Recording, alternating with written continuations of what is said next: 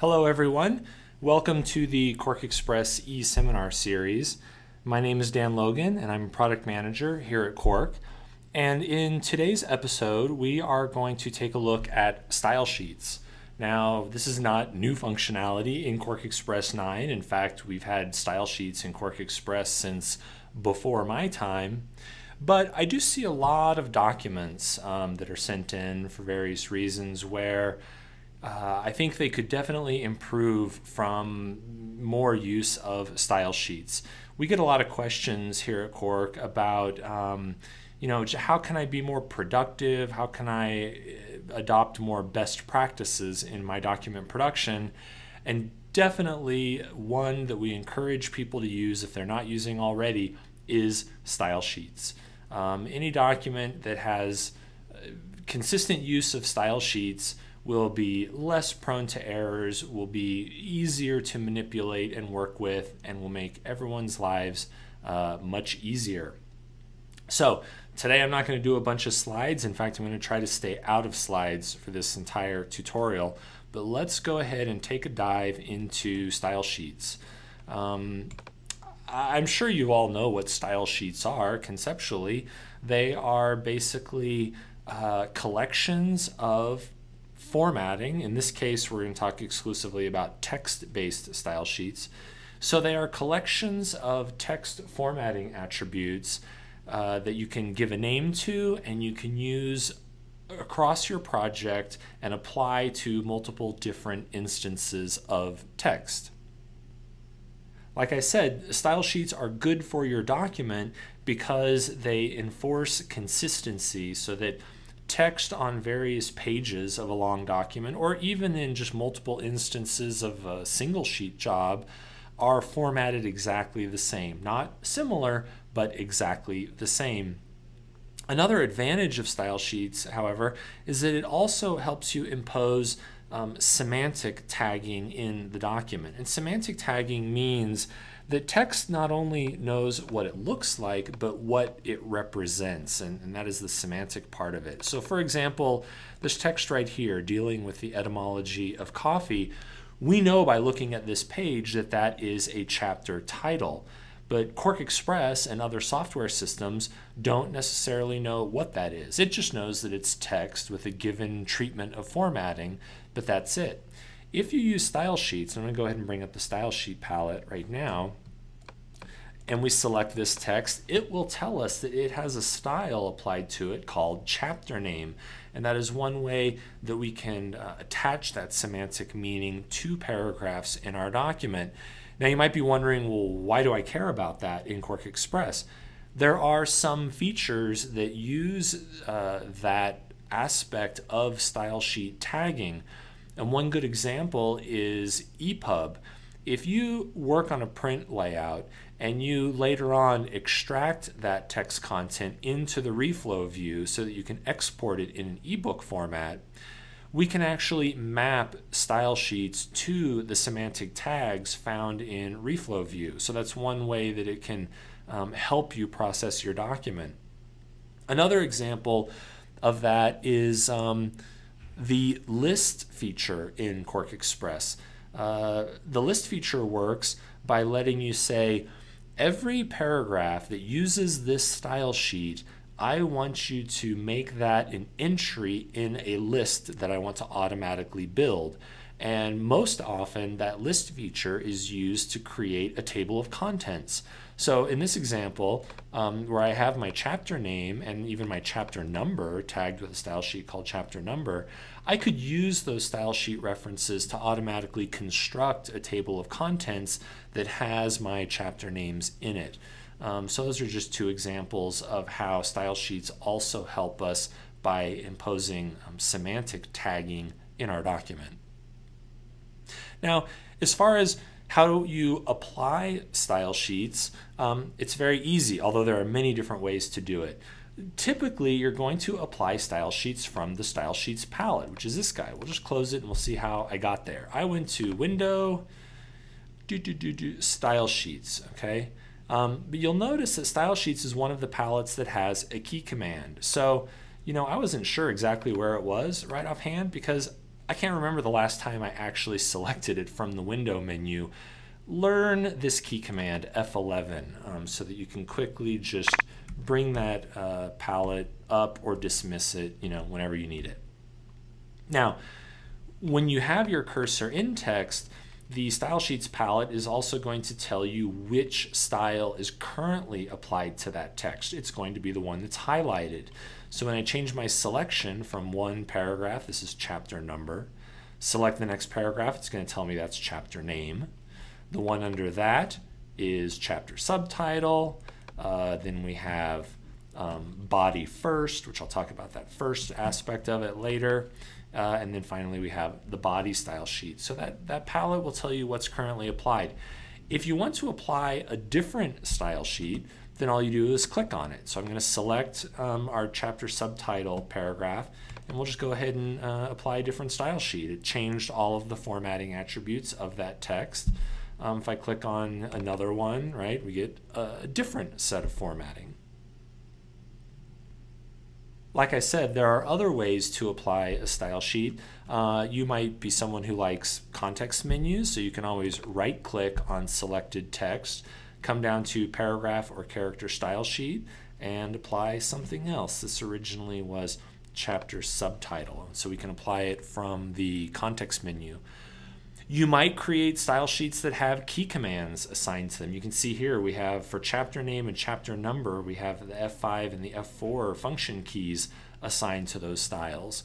So I can always try to just hit F4 in that case for chapter number. F5 gives me chapter name, and then I'll go back to chapter subtitle. One cool thing you can do with style sheets is configure them so that they will apply automatically in sequence with each other. I'll just show you that really quick. Let's just make a new text box out on the pasteboard, and I'm going to set the first paragraph to our first style here, which is chapter number. Okay, I'm going to zoom in so you can see what's going on here. So let's say I type my chapter number. This is going to be chapter 4. Hit return, I automatically get my chapter name style, right? When I hit enter again, now I'm going to get my chapter subtitle. Hit enter again, now I get this is the first paragraph style. We know it's the first paragraph style because it doesn't have a first line indent, and that's what's unique about first paragraph in this particular example. Put some other text in there. And then when I hit enter, now I get that paragraph indent, which is what I want to apply to other paragraphs. Okay, so how did I set this up to get the style sheets to apply automatically? That is a style sheet attribute called next style. If we go to the style sheets palette and I go back to that first one that I applied, which was chapter number, and I select edit, we'll see that it has an attribute here called next style. And this one is set up to go to next style chapter name, which is this style. If we go into chapter name, edit that, we'll see that it is set to next style, chapter subtitle, and so on. So if you're actually entering your text into QuarkXPress, and if you have a simple sequence like this, then definitely use the next style attribute to do that. It used to be that you could only do that if you were typing the text. As of QuarkXPress 9, we have new commands that will let you apply next style even if the text is already there. So let me just fill out my last paragraph here so we have more text to play with. Okay, and now I'm going to remove all of the formatting in this block. I'll do it really quick just by applying the normal style. Okay, so let's say that you already have, just make that left align. You already have all of your paragraphs and you want to apply that next style cascading sequence to all of them in one go without retyping any of that text, of course. So in that case, I'll just select all of those paragraphs. On the style sheet palette, I want to apply the first style that I'm going to use, which in this case is chapter number, but I'm going to tell it to apply that style and then use the next style attributes until it gets to the end. So we're going to go to chapter number over here on the style sheets palette. Instead of just if I just clicked on chapter number, it would apply chapter number to everything in that selection. But what I want to do, I'll just undo that. I want to right click on chapter number and I'm going to select apply using next style right here. And you can see when I use apply using next style, I got chapter number. Of course, I have local formatting there. Let me just center that. That was my bad. Chapter name, subtitle, body first, and then body.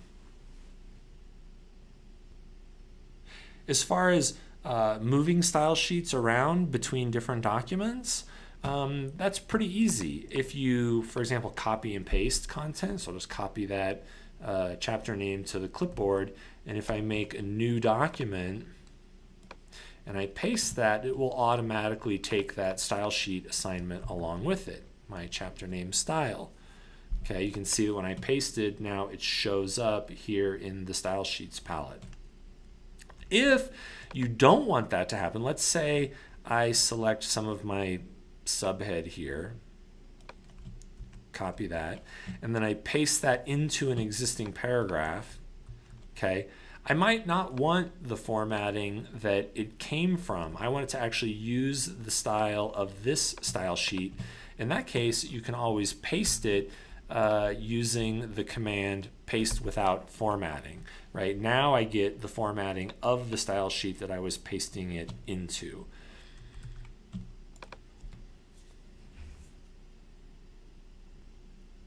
There's one other method that you might occasionally use to apply a style sheet, and that is the Find Change palette.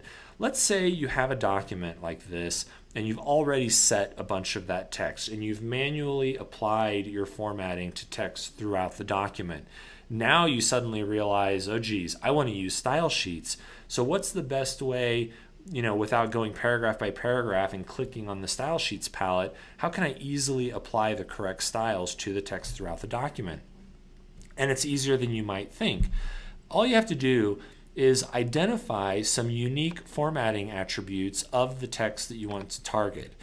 So in this case, let's say I want to apply the formatting to our body paragraph down here. Well, if I select it and I look at the measurements palette, I can see that it uses Gaudi old style, 10 point, and has a number of different attributes. Well, those are unique to that paragraph. So I can always go into the Find Change dialog. I'm going to uncheck Ignore Attributes, and I'm going to tell it I want to find all paragraphs that use Gaudi old style. What was that, 10 point? What size? 10 point. I might use more attributes to narrow it down, color, so on and so forth. But what I want to change it to, I'm not replacing the text at all. I want to change it from these attributes to these attributes. And I'm just going to say style sheet, and I'm going to apply body, right? And then I'm going to click Find First. You do Find First by holding the Option button and clicking the Find button. And in this case, I didn't get a unique attribute, or I didn't get an attribute that was unique to second paragraph. I also got this first paragraph one. In some cases, Find Change can't always differentiate between the different formatting.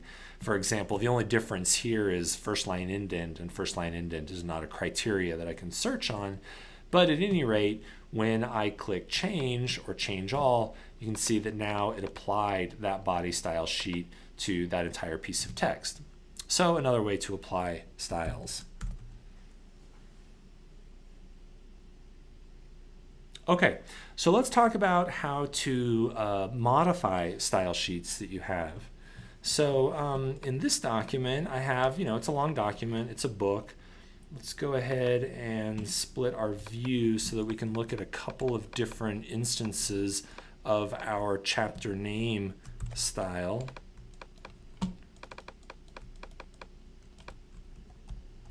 Okay, so here is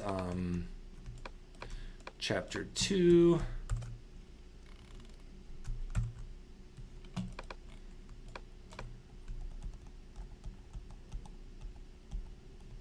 And chapter 3.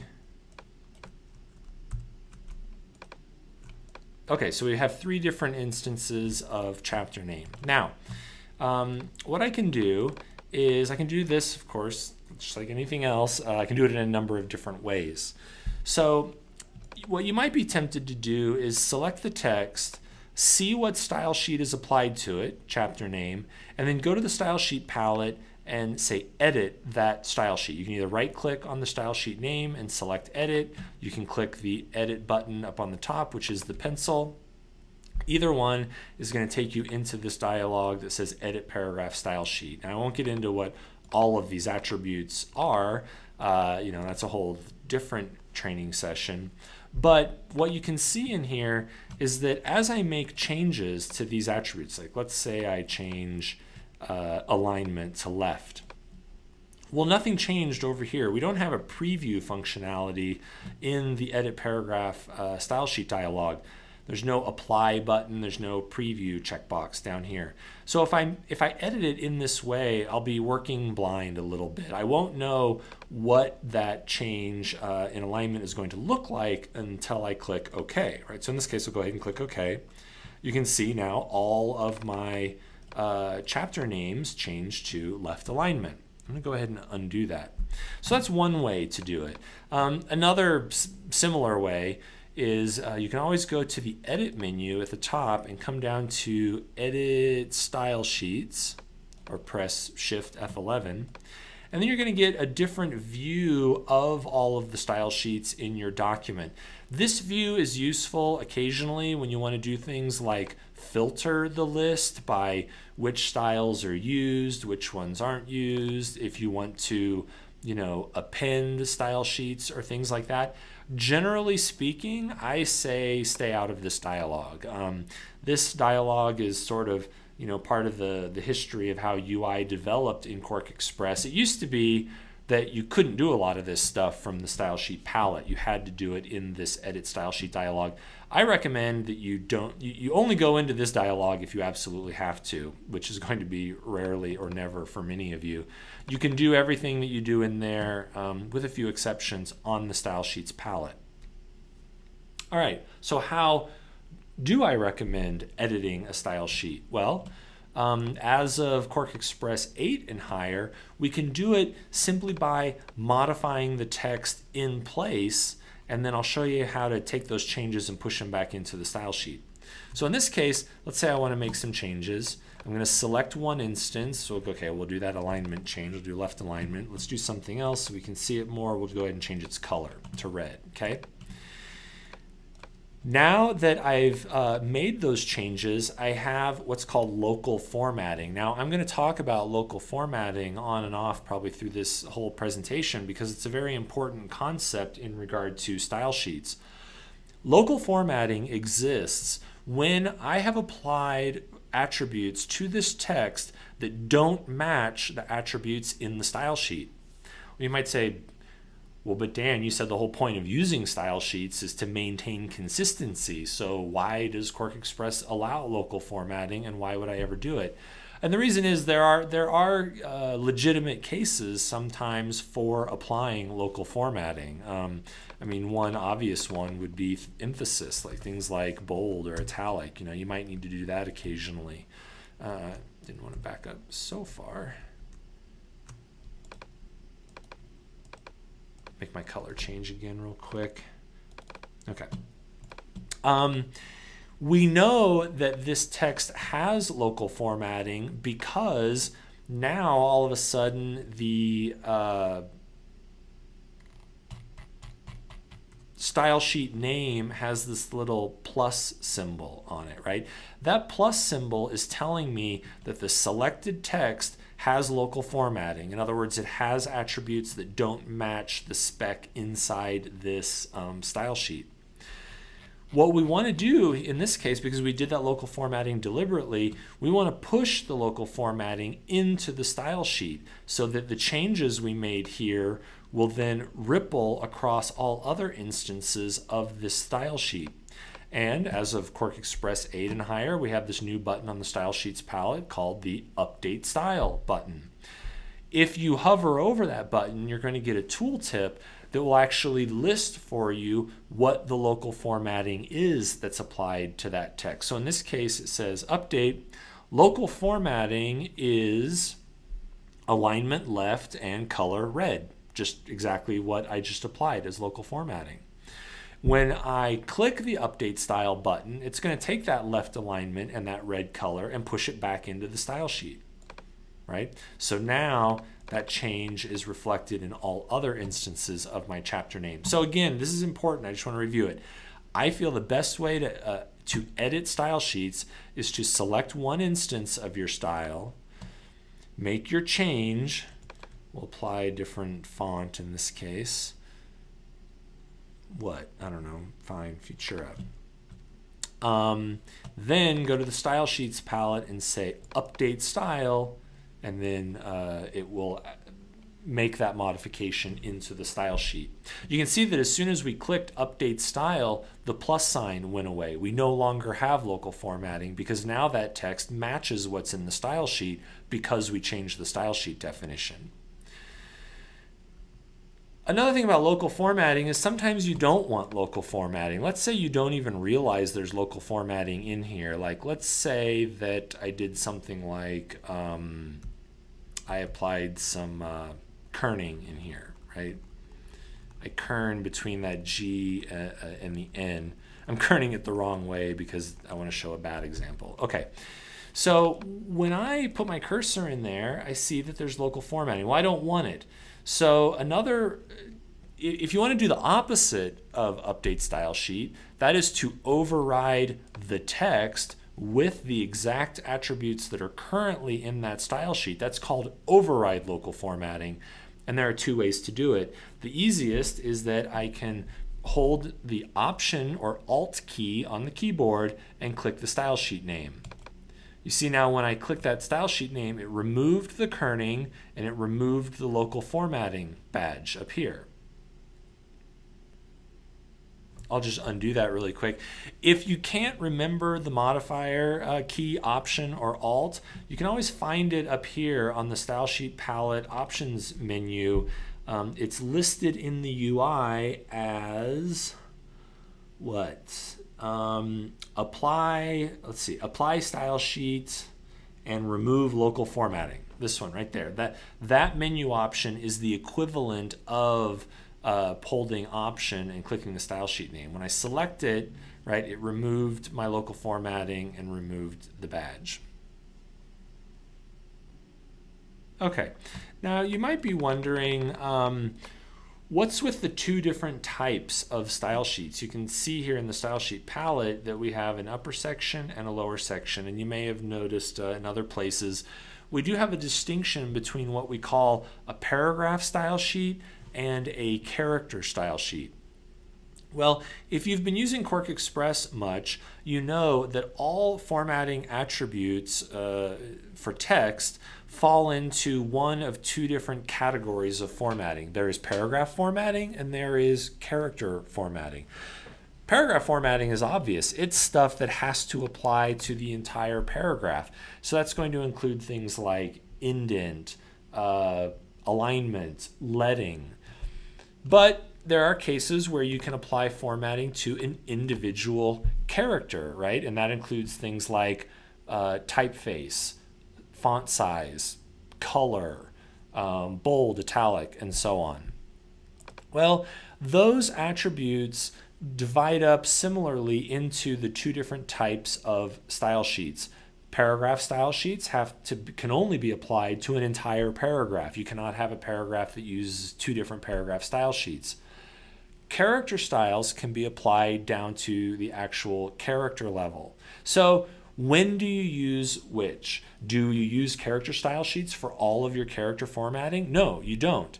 I'll get to that in a minute when you use character styles, but maybe first a little bit of history. So back in the old days, and I mean like before even my time, back in the QuarkXPress 3 days, probably some of you have been using QuarkXPress since version 1, or at least 3. At any rate, I started out with 4.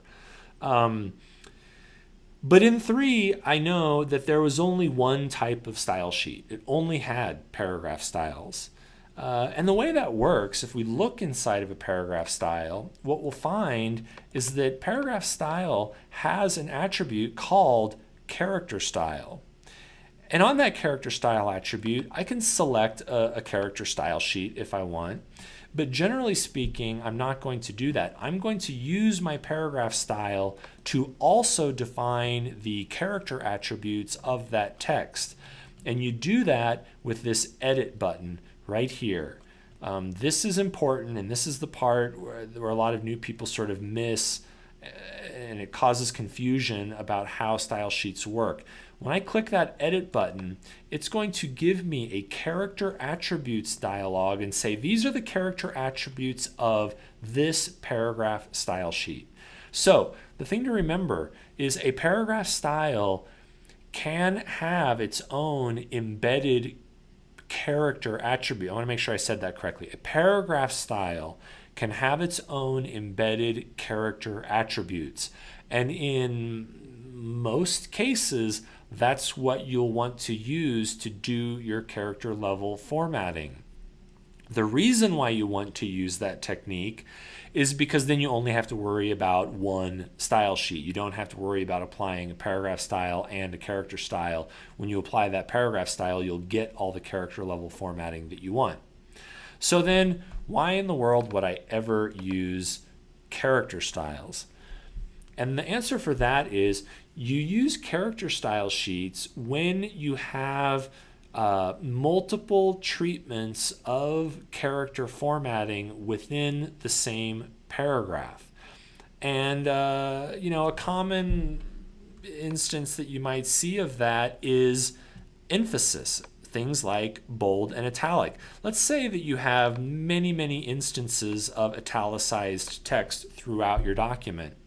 Well, you have two choices. You can either go ahead and apply your paragraph style, as we did in this case.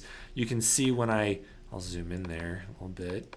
Let's get rid of that other view. Okay. All right, so when I select Murray, you can see on the style sheet palette, it uses the body style. If I click edit and then edit the character attributes, Gaudy old style 10, right? That's what we're seeing here, but it's plain. I click cancel. Over here, where I have New English Dictionary, when I select that text, you see it puts the local formatting badge on that paragraph style. And if we go to the Update Style button, it's going to say, there's local formatting here. It is italicized. It does not have a character style sheet. So what happened in this case is the person who built this applied a paragraph style, and then they went in, maybe before, maybe after, but they locally on each word that required bold or italic, they just hit italic, right? And they got italic, fine. It caused local formatting, not a big deal because we're going to make local formatting here anyway.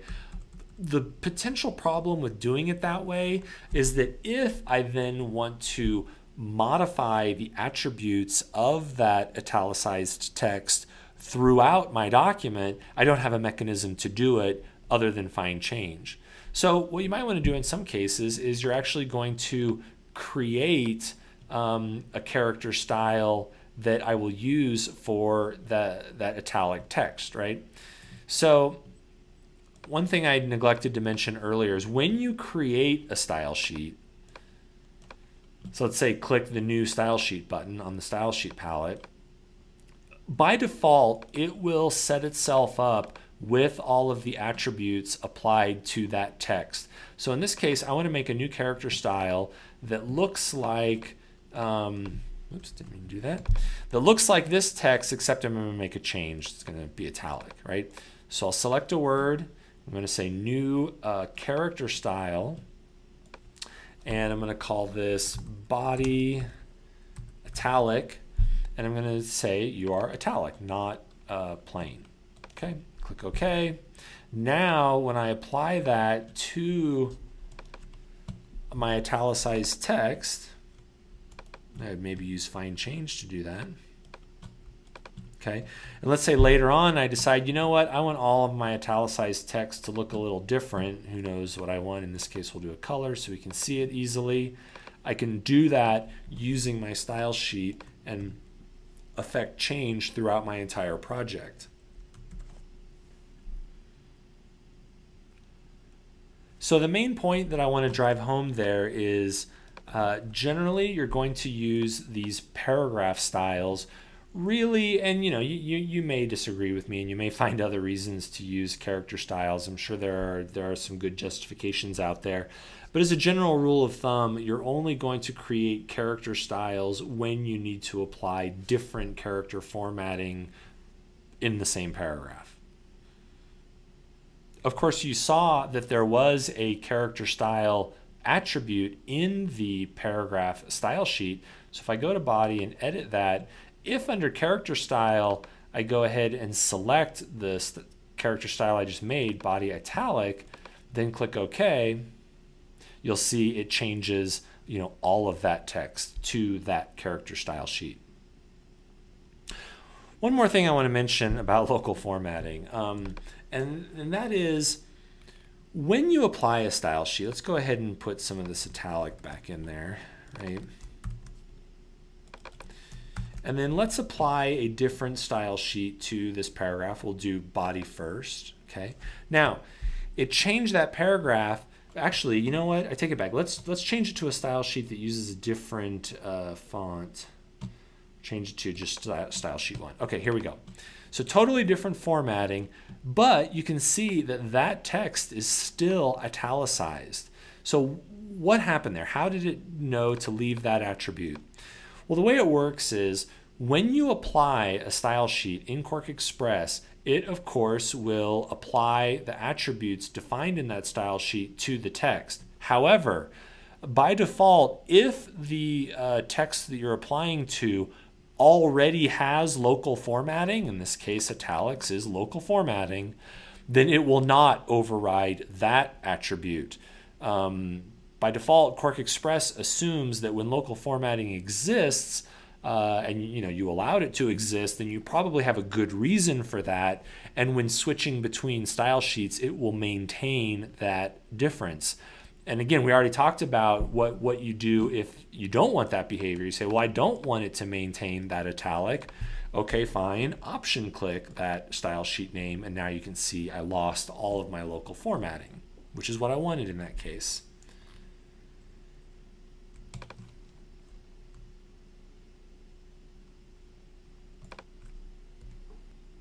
So that, in a nutshell, is basically how style sheets work. Let's talk about a few more advanced techniques for using style sheets. And the first thing that I want to talk about is an attribute called based on. Sometimes what you have is a case such as this one where we have two different styles, right? This one at the top is body first, and then everything after that is going to be body. Well, they are 90% identical to each other. The only difference is that body first doesn't have that first line indent value. Well, that's kind of a pain in the butt to have two different sets of style sheets, Then if I make a change to one, I have to always remember to go make a change to the other one.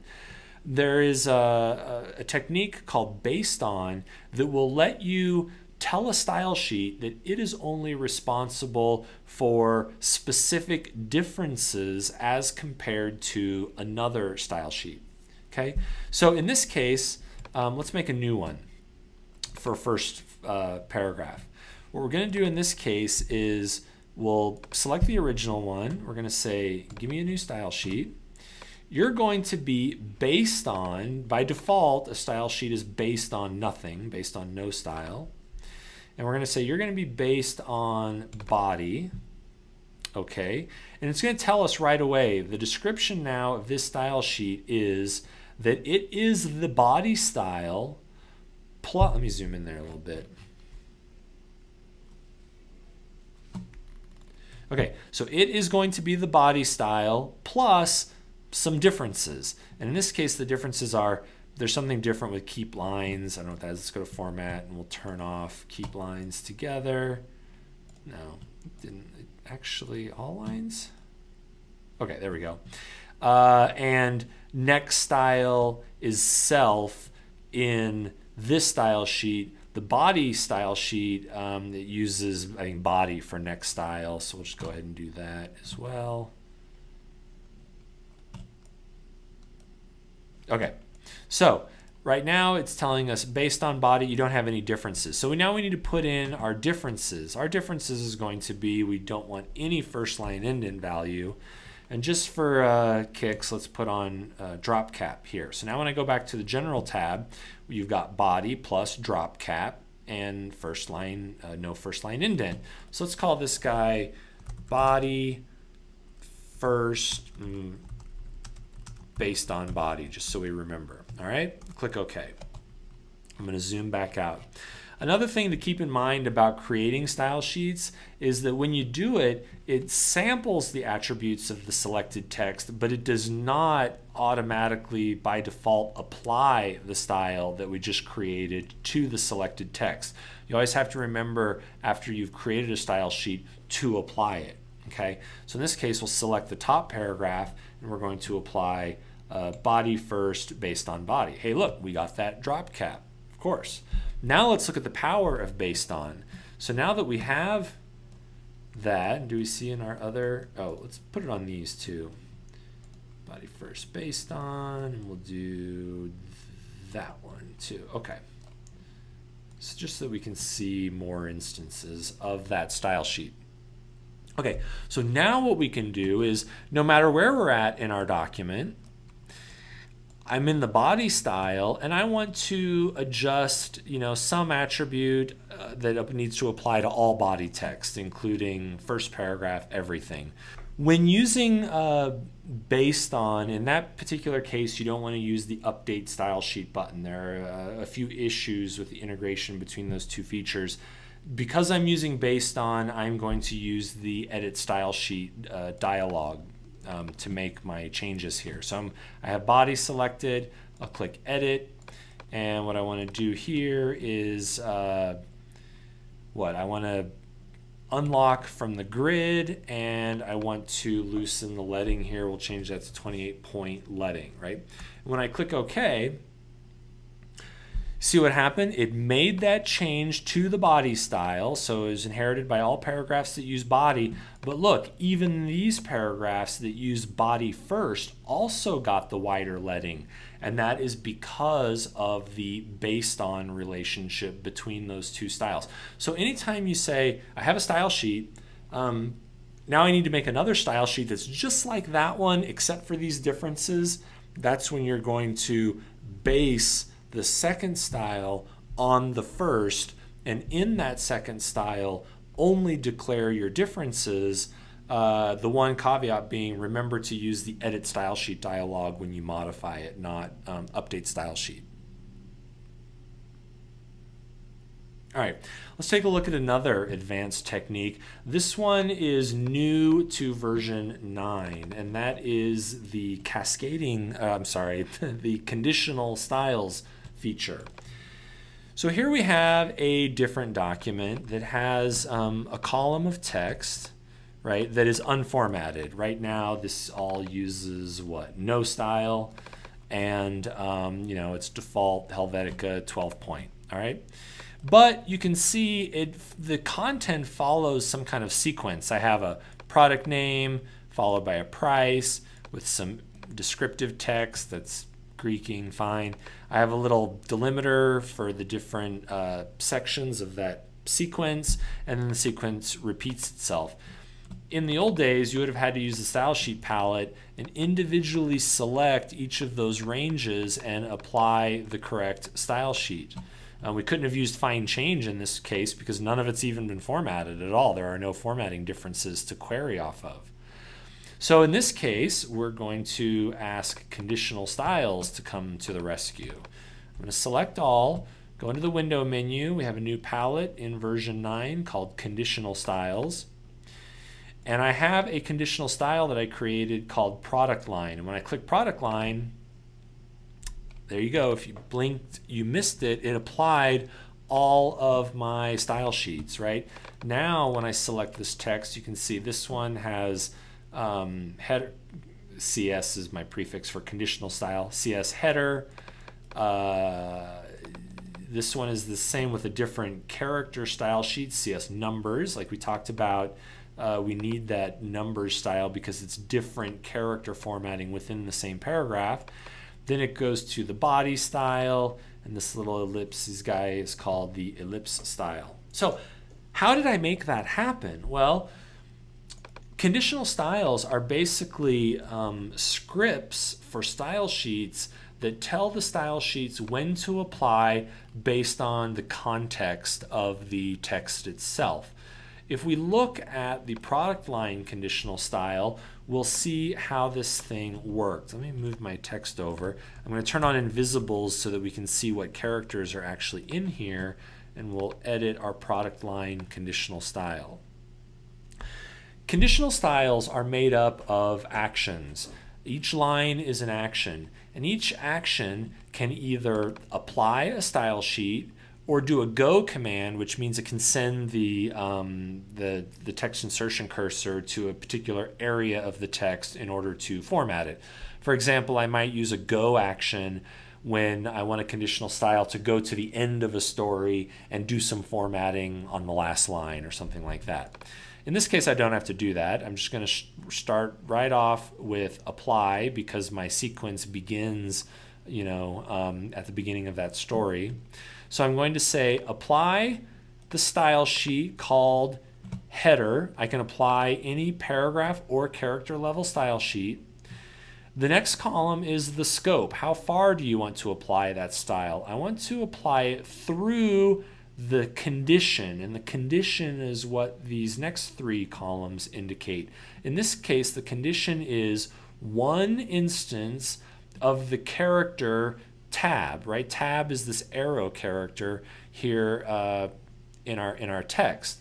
Now, you can't. Tab is an invisible character, right? So you can't just literally put a tab in this field. What you need to enter for invisibles is what we call the escape sequence that represents that character.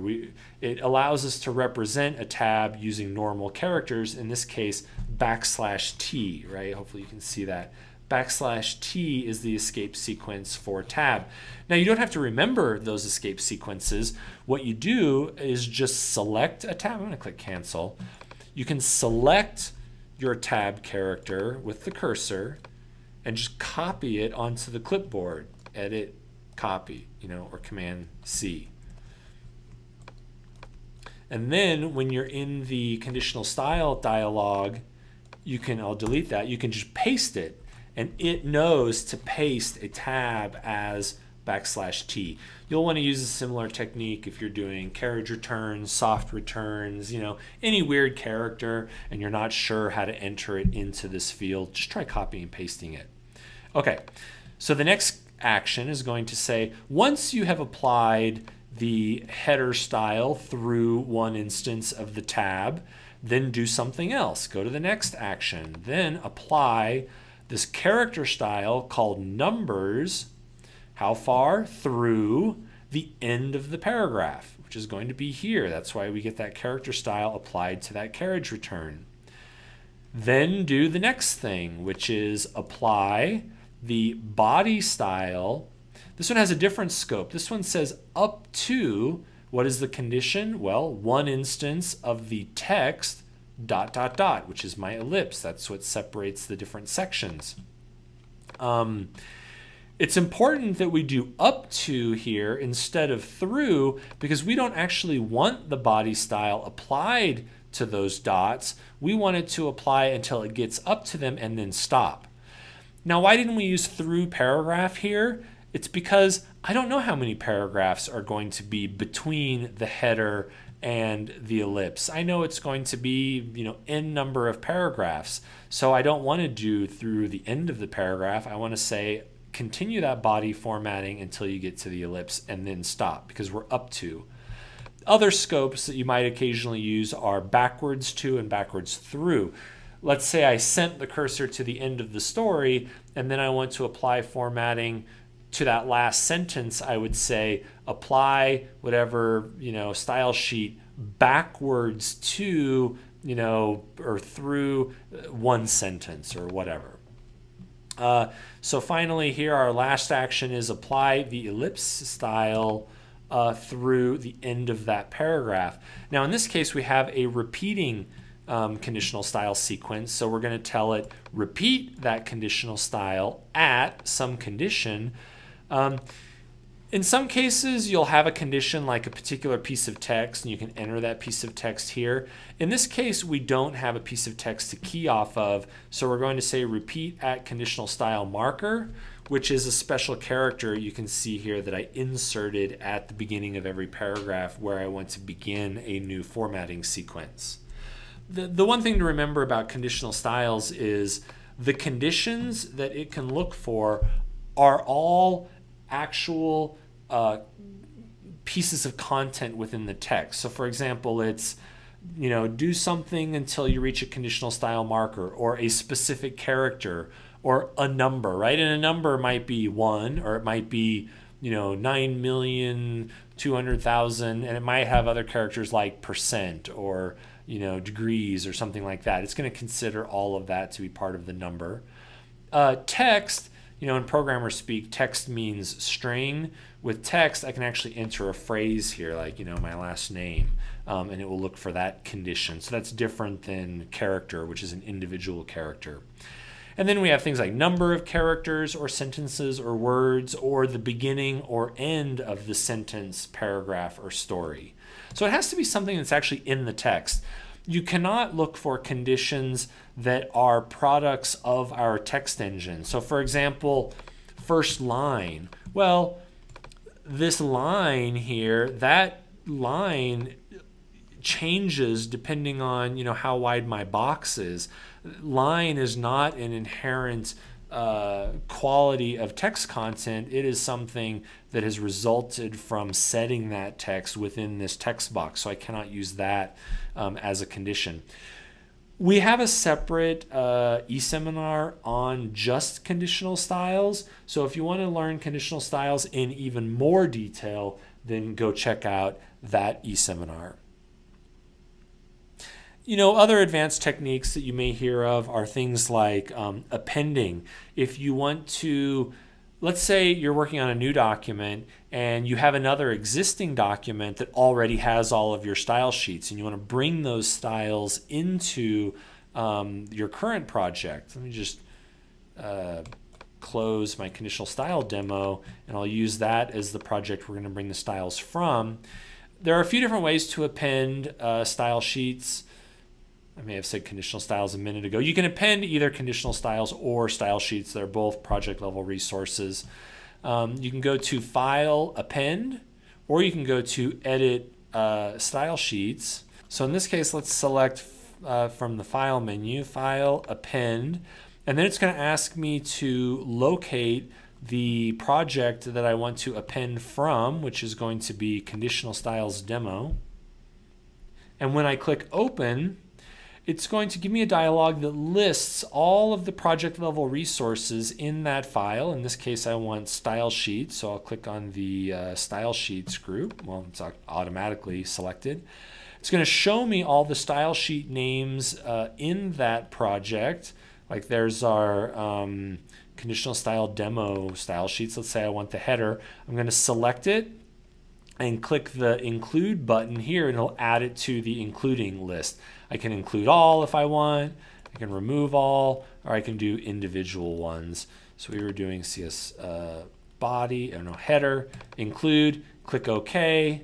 It's going to give me a dialog that says, hey, just so you know, Any resources that are used by those styles, such as colors and things like that, will also be included. Okay. And when I come to my style sheets palette, we can see that now we have CS header there in that destination project. So appending is useful.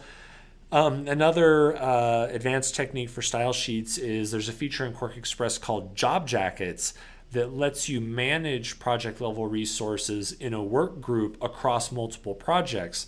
So you might say, what if I want to create a set of style sheets and use them across 100 different files? Can I do that? Absolutely you can, and you do that through Quark Job Jackets. Job Jackets is a technology that can contain job specifications, including project resources like style sheets, color swatches, and other things. Okay. I think that's about it for now for style sheets. I hope you learned something from this session, and it'll help you probably make better documents and work faster and smarter. If you have any questions, I encourage you to go up to Quark.com and take a look at the training page under the QuarkXPress section. You just click Products, QuarkXPress, Training, and it's going to give you a bunch of different resources that you can use to learn a bunch of other cool stuff about QuarkXPress, including these webinars are available on demand on the training page. If you click on this link that says On Demand eSeminars, you can also get them on YouTube by just looking at like the QuarkXPress 9 channel. But if you ever forget where they are, go to the training page, click On Demand eSeminars, and you can watch all of these videos that we've created.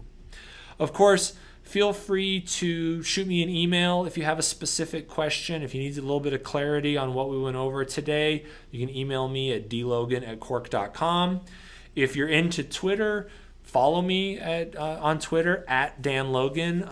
I tweet generally about digital publishing and App Studio, but I want to start tweeting more about just general QuarkXPress stuff, tips and tricks and things like that. Also, the forums on Quark.com are a very good resource for getting your questions answered by your peers in this case. Go check that out. You can learn a lot by reading the forum posts that are already there, or create your own and see if you can get some help from one of the other QuarkXPress users out there. So again, thanks for attending today. Shoot me an email with any of your questions, and we'll see you next time.